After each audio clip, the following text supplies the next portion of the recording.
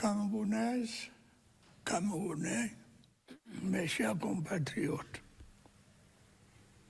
il y a quelques années, j'avais indiqué que le septennat en cours devait être décisif, dans la mesure où il permettrait à notre pays de poursuivre résolument sa marche vers l'émergence.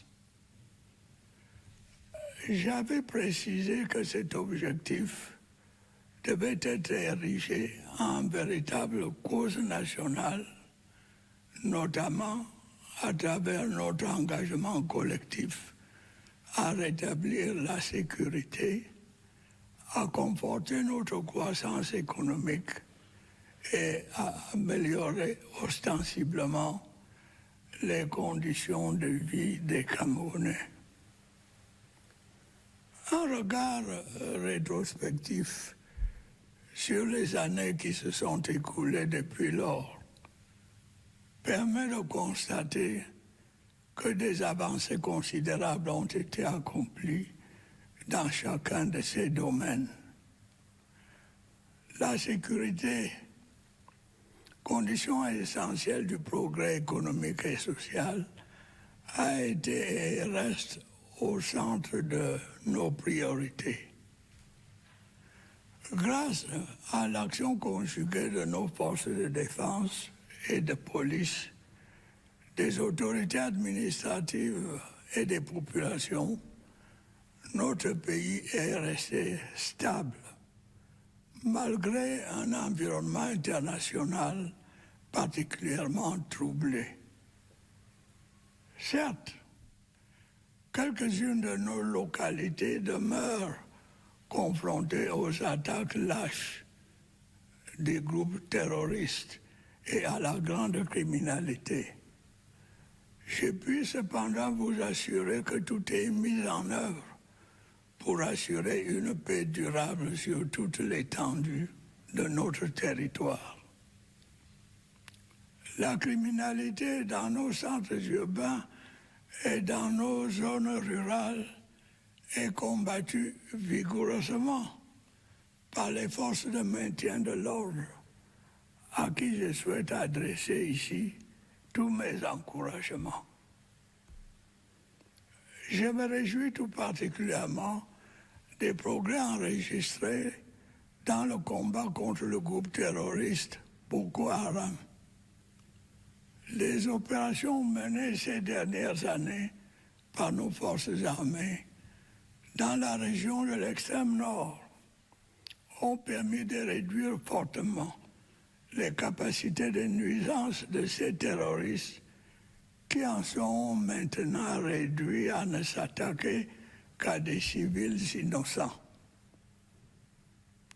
J'observe par ailleurs que le processus de reconstruction des régions du nord-ouest et du sud-ouest progresse, en dépit des atrocités commises par quelques bandes armées qui continuent leurs exactions, principalement contre la population civile. Je ne le dirai jamais assez.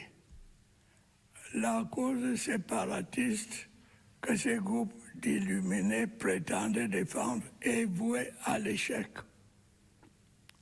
Le Cameroun restera un et indivisible. C'est le vœu de l'écrasante majorité de nos compatriotes. C'est l'essence même du mandat qui m'a été confié. Et je n'y faillirai point. Mes chers compatriotes, vous savez combien je suis attaché à l'unité nationale, au progrès et à la paix. Vous êtes témoin des actions que le gouvernement mène sous mon impulsion depuis des années pour mettre un terme à cette crise sécuritaire qui affecte le développement de ces régions et endeuille de nombreuses familles. C'est l'occasion pour moi de rappeler aux membres de ces bandes armées que la nation leur tend toujours la main. Et je les invite une fois de plus à saisir l'offre de paix qui leur a été faite et à déposer les armes. Des centaines de leurs camarades ont déjà rejoint les centres de désarmement, de démobilisation et de réinsertion et ont été formés à différents métiers afin de faciliter leur insertion sociale. Le sort de ceux qui persistent dans la criminalité est peu enviable.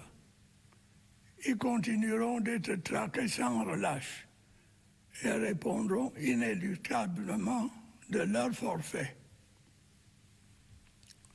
Mes chers compatriotes, la consolidation de la croissance économique de notre pays est désormais une réalité.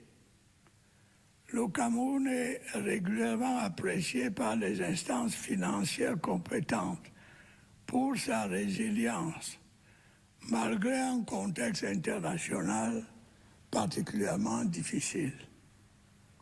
En effet, nous n'avons pas été épargnés ces dernières années par une série de chocs exogènes. La guerre en Europe de l'Est, les conflits au Proche-Orient, la morosité du marché des capitaux et des matières premières, les perturbations climatiques, les tensions inflationnistes et les fluctuations des cours du pétrole ont ralenti nos perspectives de croissance. Mais, en dépit de cet environnement difficile, l'économie camerounaise a enregistré un regain d'activité, avec un taux de croissance estimé à 3,8% en 2024 et projeté à 4,1% en 2025. Les mesures prises pour limiter les comportements spéculatifs et accroître l'offre des produits de première nécessité ont contribué à réduire l'inflation de 7,4% en 2023 à 5% cette année. La maîtrise de l'inflation devrait se poursuivre en 2025 pour se situer à 4%. Dans l'optique de réduire le déficit de notre balance commerciale et de garantir notre souveraineté alimentaire, le plan intégré d'import-substitution agropastorale et halieutique que j'ai annoncé l'année dernière commence à produire des résultats visibles. Au cours de cette année, 452 tonnes de semences et 12 800 tonnes de farine ont été produites. Par ailleurs, notre répertoire de produits exportés s'étend désormais aux produits industriels, notamment à l'aluminium.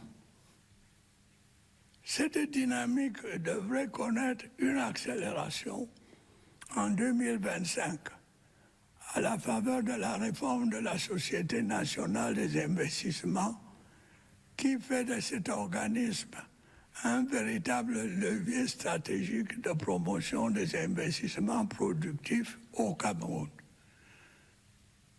Le gouvernement a par ailleurs poursuivi les efforts de redressement et de transformation structurelle de notre économie à travers l'opérationnalisation progressive des zones économiques. Plusieurs initiatives ont été engagées dans ce sens, à l'instar de la zone industrielle intégrée du port autonome de Kribi. Celle-ci est dédiée à la transformation des matières premières telles que le cacao, le café et les verres.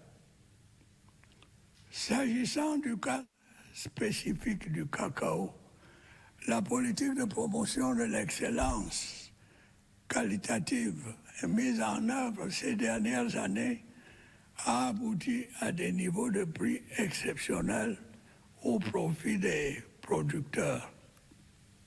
De même, 2 zones économiques spécialisées dans la transformation du bois sont en cours de démarrage à Edea et à Bertois.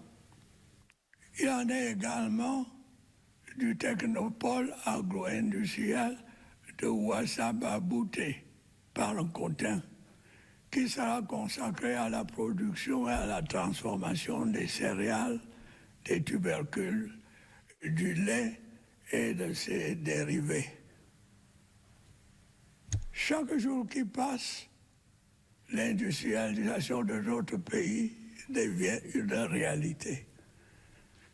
L'ouverture dans la localité de Bipaga à Kribi, de la plus grande usine de production de carreaux en Afrique centrale, en constitue une preuve supplémentaire, avec à la clé la création de plus de 2500 emplois directs.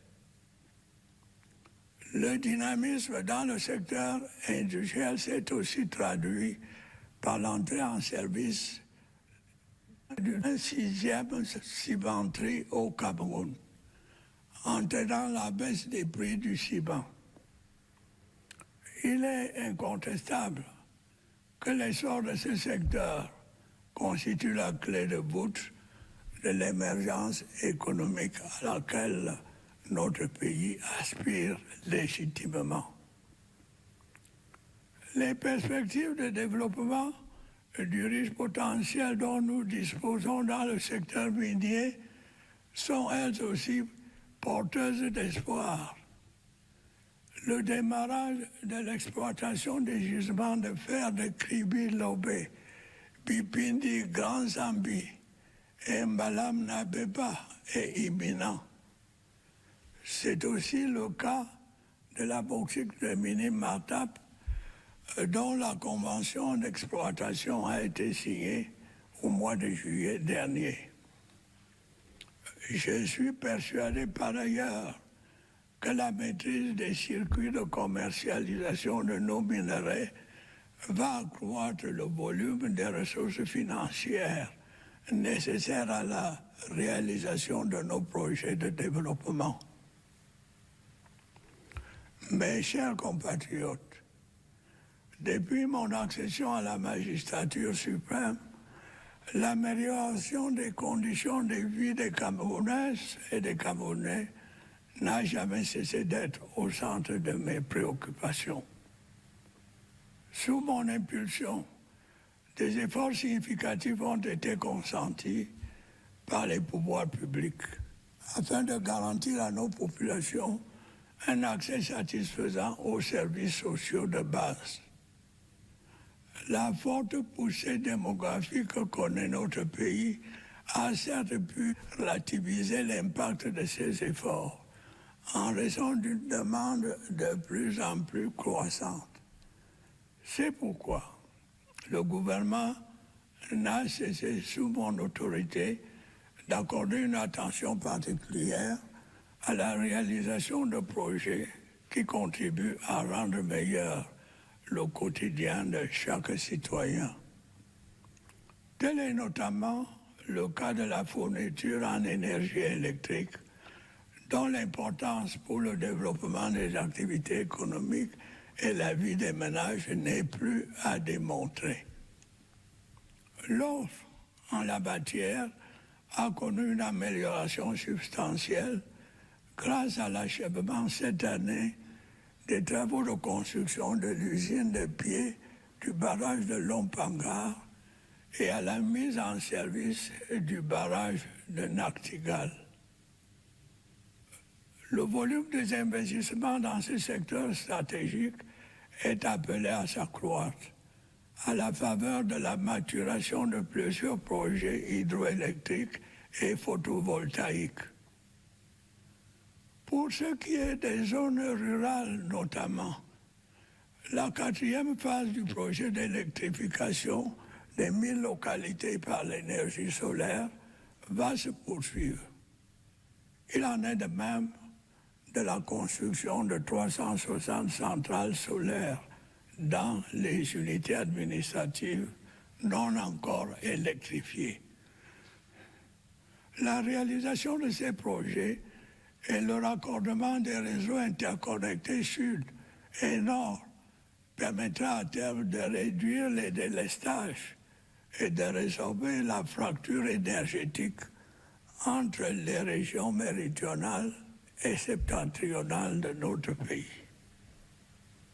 L'approvisionnement en eau potable constitue également un défi majeur que le gouvernement s'est attelé à relever ces dernières années avec une détermination louable.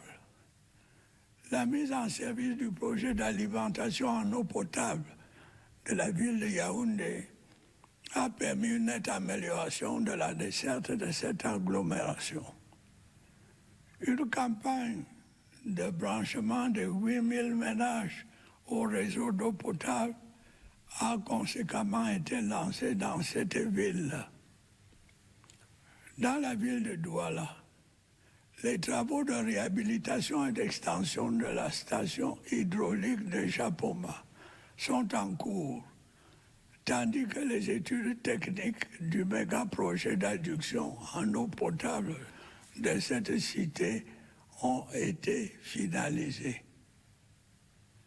La remise à niveau des stations de production d'eau potable se poursuit dans plusieurs villes secondaires. Notre ambition est de doter chacune de nos localités d'une eau de qualité, à la mesure des attentes de nos concitoyens.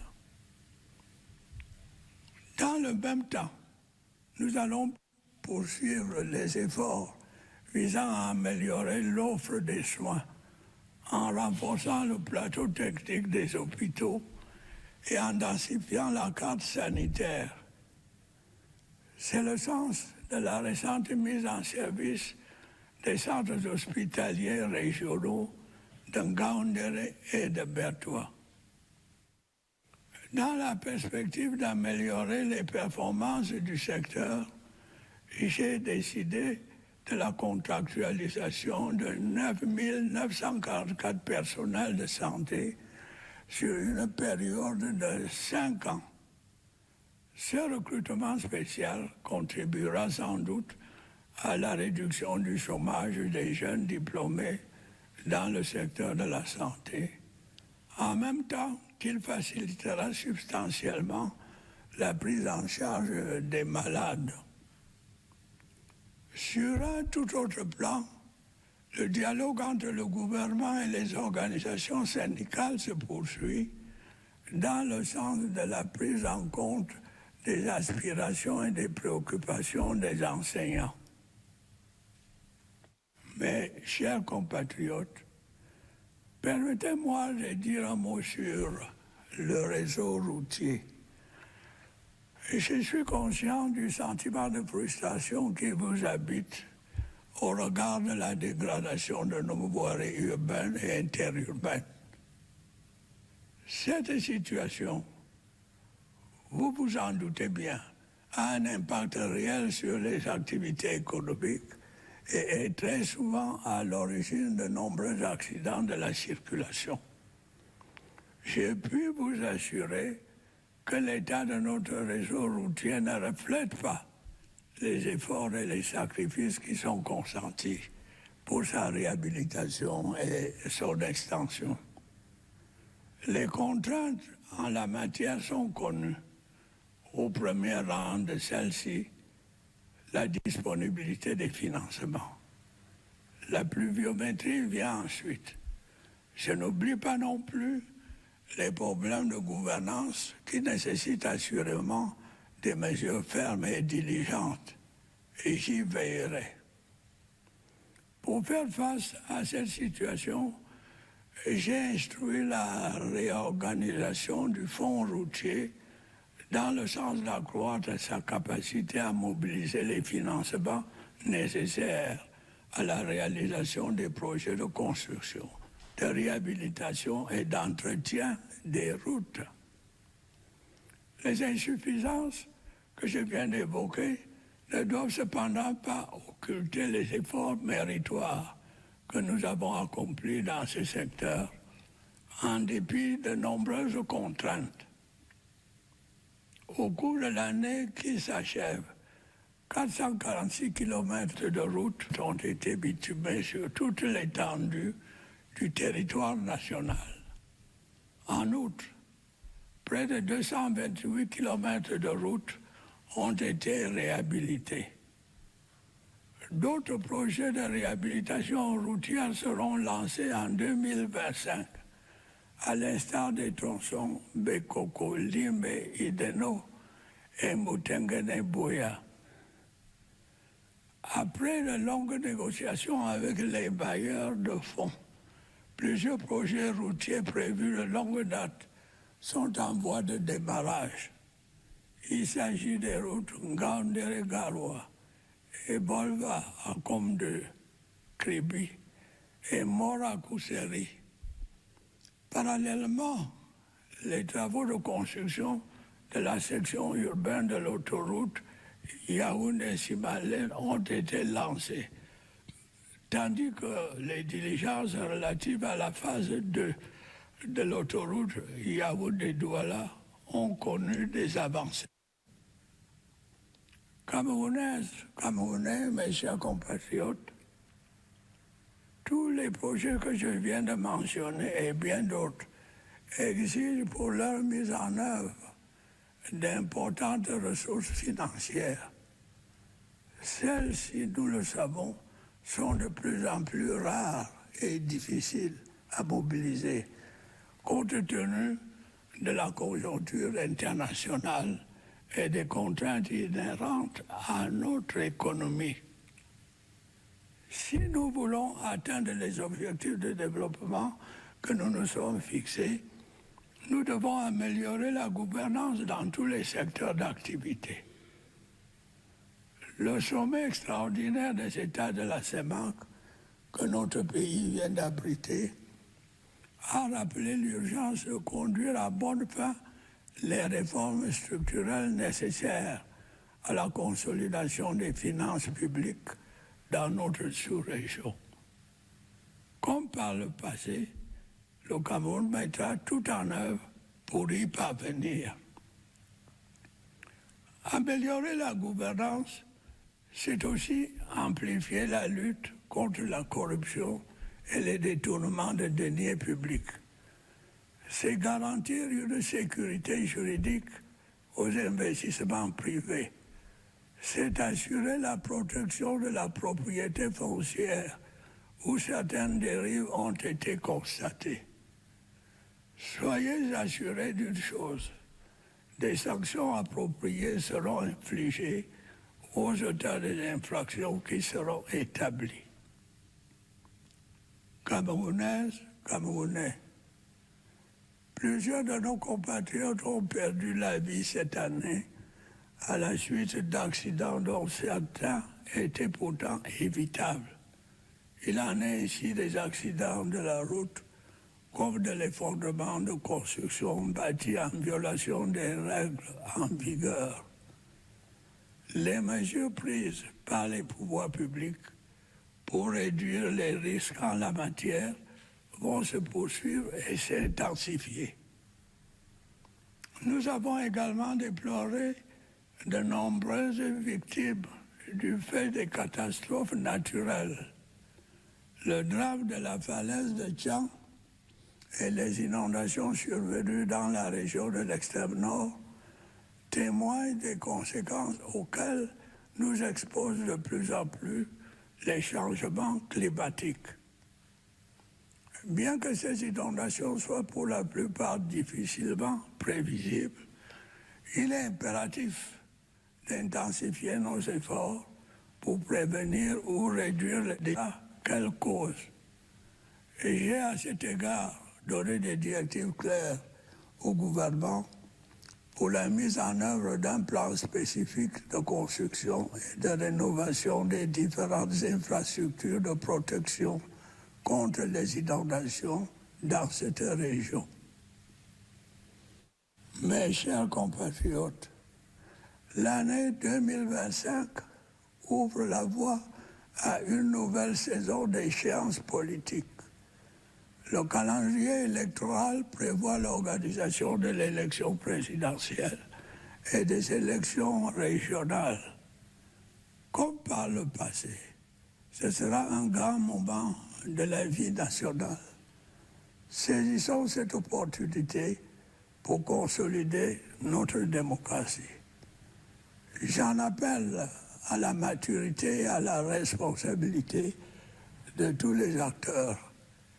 Ils devront veiller à ce que le calme règne avant, pendant et après les élections. Je suis bien conscient que certains de nos compatriotes continuent d'éprouver des difficultés pour s'inscrire sur les listes électorales en raison du défaut de carte nationale d'identité.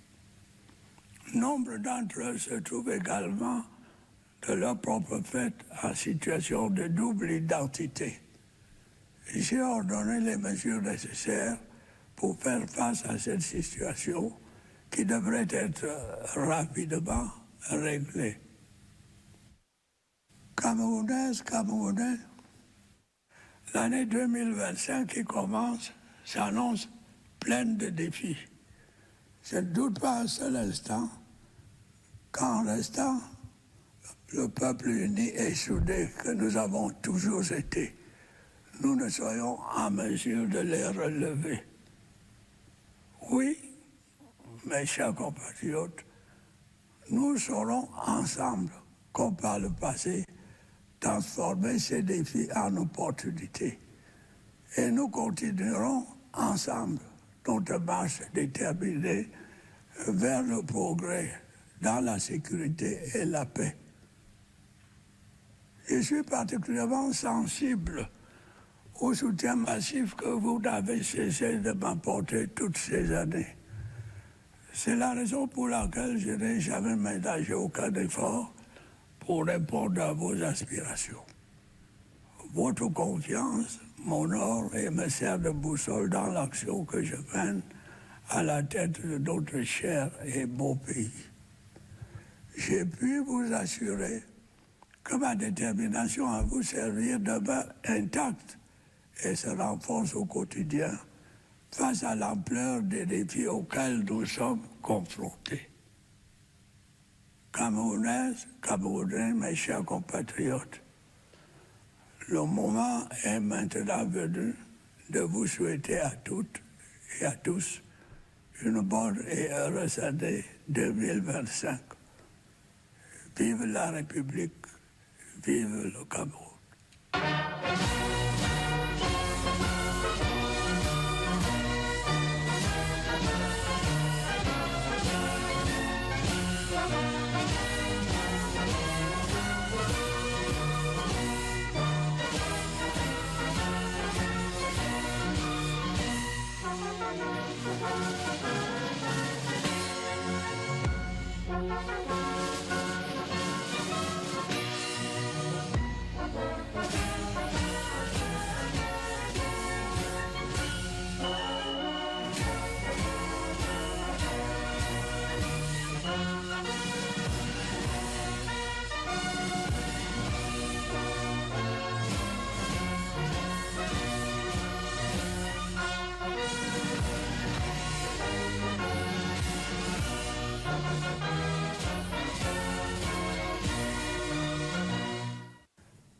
Camerounaises, Camerounais, mes chers compatriotes, Fellow il y a quelques Cameroonians, années, my dear compatriots, j'avais indiqué que le septennat a few years ago, devait être décisif. I stated that the current 7-year term would be decisive, insofar as it would enable our country to resolutely continue its march towards emergence. I did specify that this objective should be made a veritable national cause, especially through our collective commitment to restoring security, strengthening our economic growth, and significantly improving the living conditions of Cameroonians.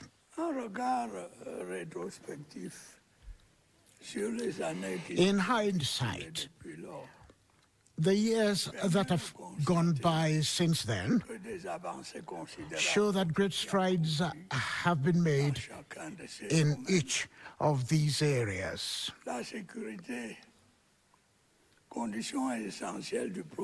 Security, which is a prerequisite for economic and social progress, has been and remains our core priority.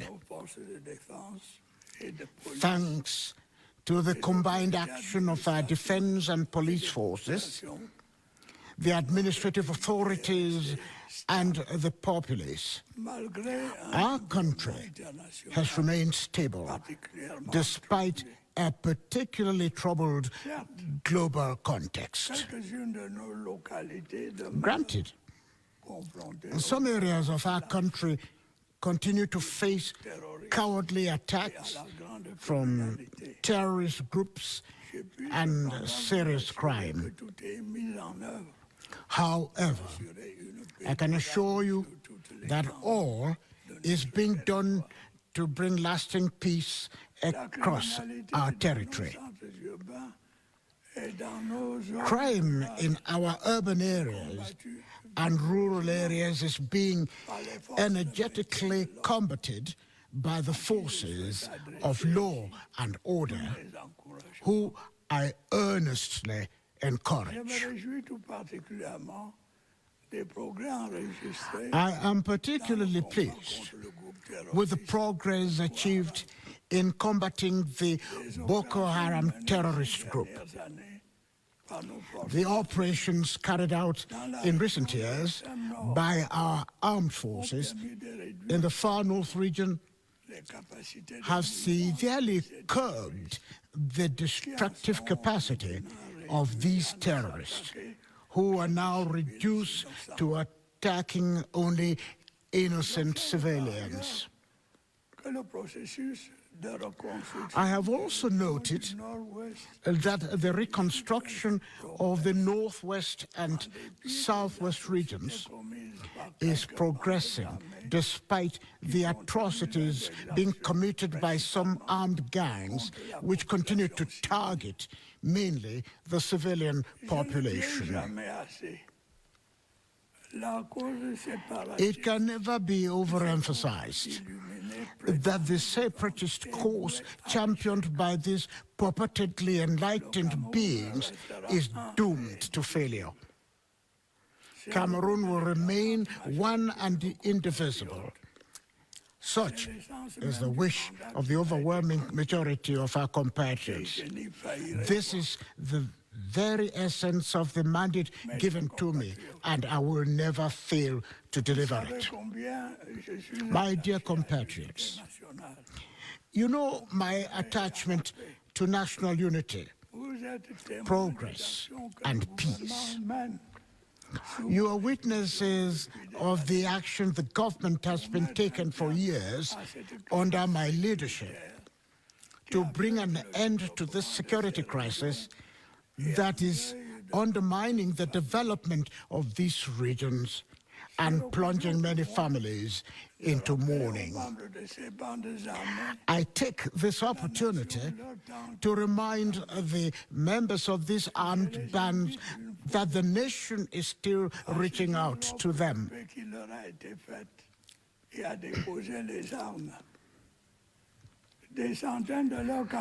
I urge them once again to take up the offer of peace that has been made to them and to lay down their weapons.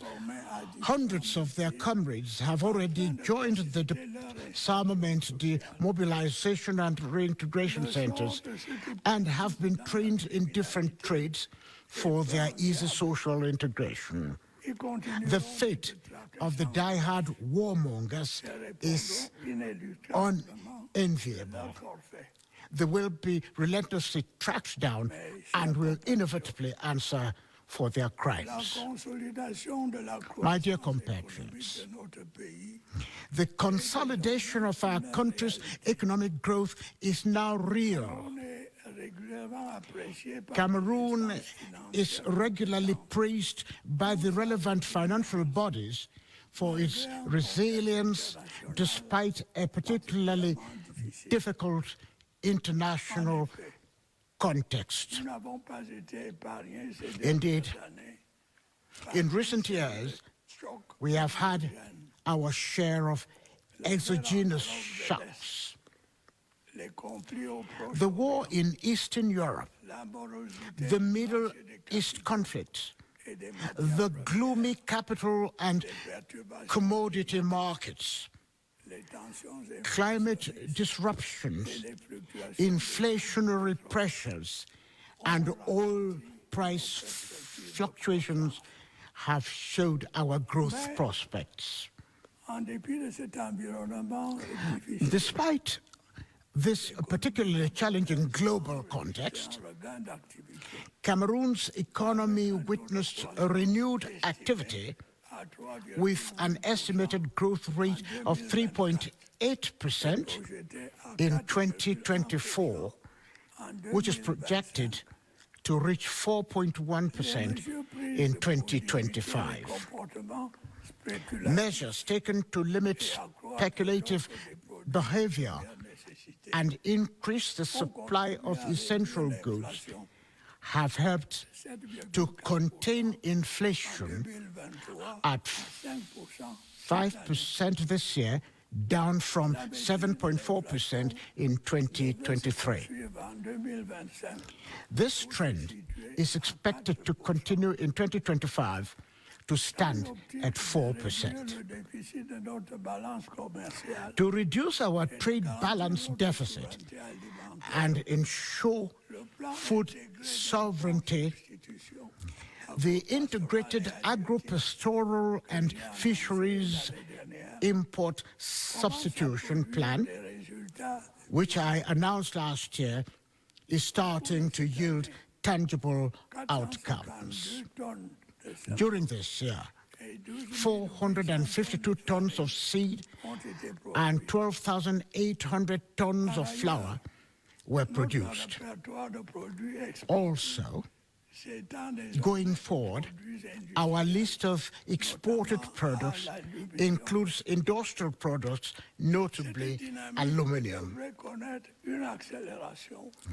This trend should accelerate in 2025,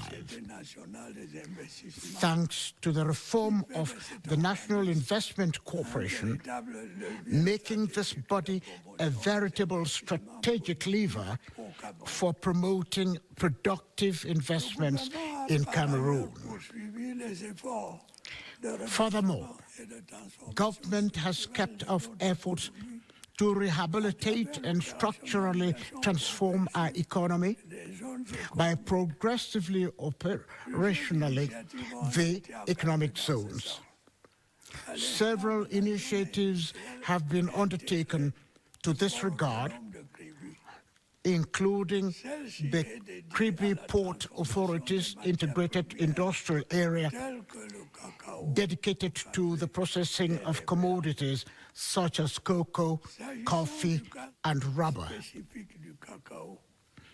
With regard to cocoa in particular, the qualitative excellence promotion policy implemented in recent years has resulted in exceptional price levels benefiting producers. Similarly, 2 economic zones specializing in wood processing are being set up in Adea and Betua. Such is also the case of the agro-industrial technology hub at Wassa Babute via Nkoten, which will be devoted to the production and processing of cereals, tubers, milk, and its byproducts. The industrialization of our country is taking shape by the day. The opening of the largest tile production plant in Central Africa in the locality of Bipaga in April, with the creation of over 2,500 direct jobs, is further proof of such industrialization. The dynamism of the industrial sector is also evidenced by the commissioning of a sixth cement plant in Cameroon, resulting in lower cement prices. There is no doubt that this booming sector forms the cornerstone of our country's legitimate aspiration to economic emergence. There are also bright prospects for developing the rich potential of our mining sector. The mining of the Kribilobe, Bipindi Granzambi, and Balam Nabeba iron deposits is imminent. The same holds for the Minim Matap bauxite, whose mining convention was signed last July.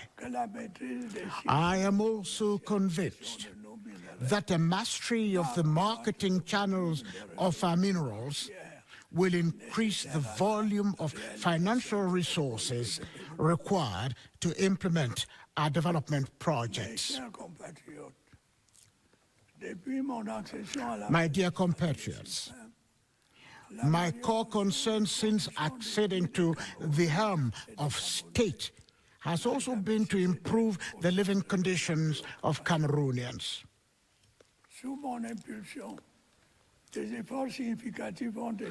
Under my leadership, substantial efforts have been made by public authorities to ensure that our people have satisfactory access to basic social services. The current high population growth of our country has definitely reduced the impact of these efforts due to ever-increasing demands. Accordingly, under my authority, government has always paid special attention to implementing projects that contribute towards making the daily lives of every citizen better. Such is notably the case for electric power supply, whose importance for the development of economic activities and the lives of households is beyond question. Power supply has improved significantly since the completion of the Lumpanga Damto plant and the commissioning of the Nachtigal Dam this year. The volume of investment in this strategic sector is bound to increase as several hydroelectric and photovoltaic projects come to maturation. With regard to the rural areas in particular, Phase 4 of the project to electrify 1,000 localities with solar energy will continue. The same holds for the construction of 360 solar power plants in administrative units that are yet to be electrified. The completion of these projects and the interconnection of the southern and northern grids will ultimately reduce load shedding and narrow the energy gap between the southern and northern regions of our country. Drinking water supply is another major challenge that the government has taken up in recent years with commendable determination. The commissioning of the drinking water supply project for the city of Yaoundé has significantly improved coverage in this urban center. To further improve access, a campaign to connect 8,000 households to the drinking water network has been initiated in the city. In the city of Douala, the rehabilitation extension of the Japoma waterworks is ongoing, while the engineering studies for the drinking water supply mega project in the city have been completed. The upgrading of drinking water production facilities is ongoing in many secondary towns. Our ambition is to provide quality water in each of our localities to meet the expectations of our fellow citizens. At the same time, we will keep up our efforts to enhance health care delivery by upgrading hospital technical facilities and expanding the health map. The recently inaugurated Ngaoundere and Betua regional hospitals are part of such efforts. To improve this sector's performance, I have ordered the recruitment of 9,944 health workers over the next 5 years. This special recruitment initiative will not only help to reduce unemployment among young health sector graduates, but also significantly improve patient care.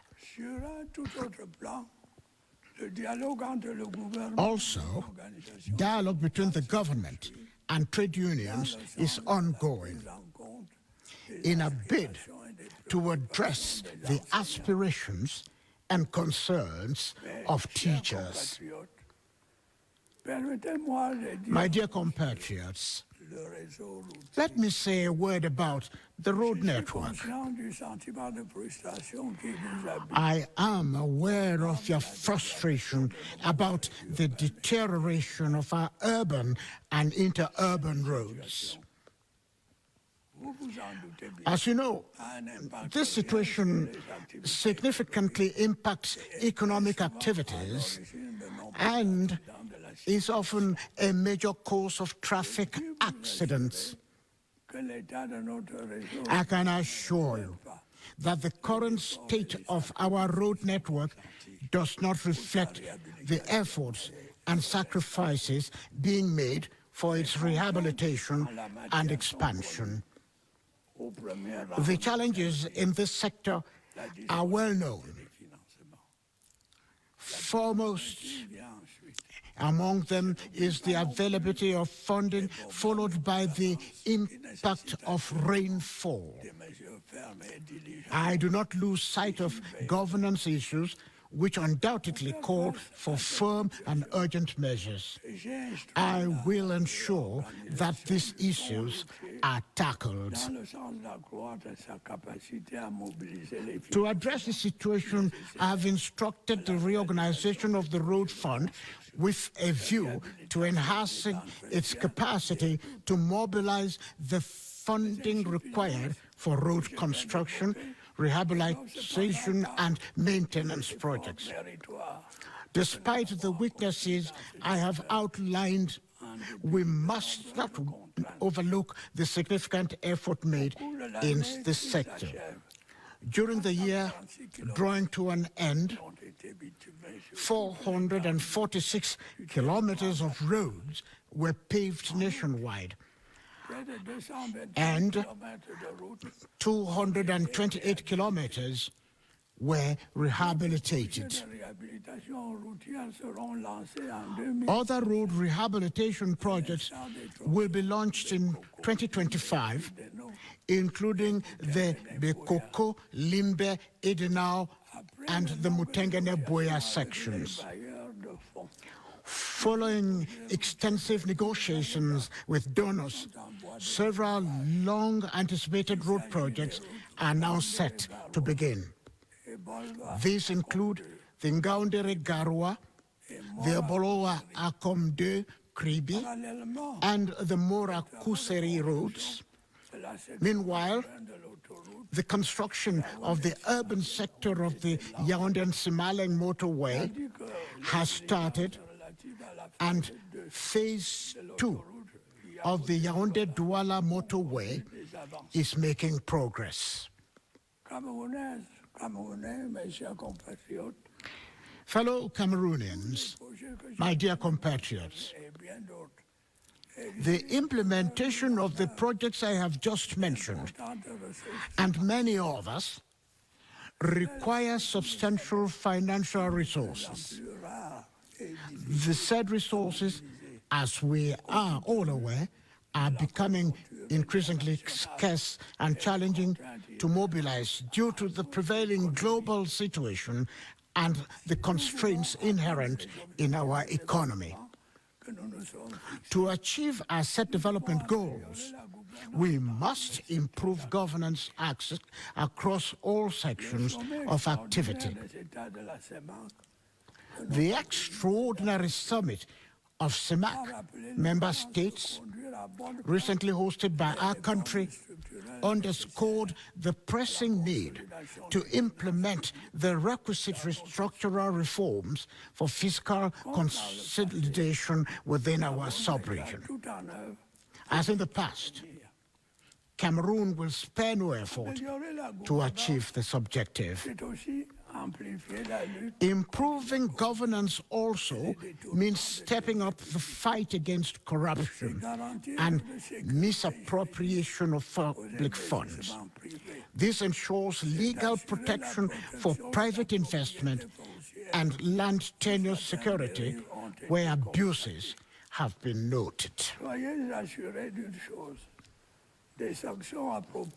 Let me assure you of one thing: appropriate sanctions will be meted out on those found guilty of such offenses. Fellow Cameroonians, a number of our compatriots lost their lives this year as a result of accidents, some of which could have been avoided. These include road accidents, as well as the collapse of buildings constructed in violation of the regulations in force. The measures taken by public authorities to reduce the risk of accidents will be continued and intensified. Unfortunately, we also recorded many victims of natural disaster. The tragedy of the Chancliffe and the floods in the far north region are proof of the consequences of our increasing exposure to climate change. While it is true that such floods are, for the most part, difficult to predict, we must step up our efforts to prevent or reduce the ensuing damage. To this end, I have clearly directed the government to implement a specific plan to construct and rehabilitate critical flood protection infrastructure in this region. My dear compatriots, the year 2025 will usher in a new season of elections. According to the electoral calendar, the presidential and regional elections will be held this year. As in the past, these events will represent major milestones in the life of our nation. Let us take this opportunity to further strengthen our democracy. I call on all stakeholders to show proof of maturity and responsibility and to ensure that peace and stability prevail before, during, and after these elections. I am fully aware that some of our compatriots continue to face challenges in enrolling on the electoral register due to lack of national identity cards. Many of them are burdened by issues of dual identity, a predicament for which they themselves are responsible. To address this situation speedily, I have ordered that the requisite measures should be taken. Fellow Cameroonians, the year 2025 promises to be replete with challenges. However, there is not a shadow of a doubt in my mind that by remaining as united and cohesive as always, we will meet them. Yes, my dear compatriots, we will, as in the past, together turn these challenges into opportunities. Together, we will continue to move forward with determination in security and peace. I particularly appreciate the unwavering and massive support you have always given me over the years. It is this unwavering trust that has inspired my tireless effort to meet your aspirations. Your trust is both an honor and a compass for my actions in steering our beloved and beautiful country. I can assure you that my resolve to serve you remains steadfast and grows stronger by the day as we address the immense challenges facing us. Fellow Cameroonians, my dear compatriots, it is now time for me to extend to each and every one of you my best wishes for a happy and prosperous New Year 2025.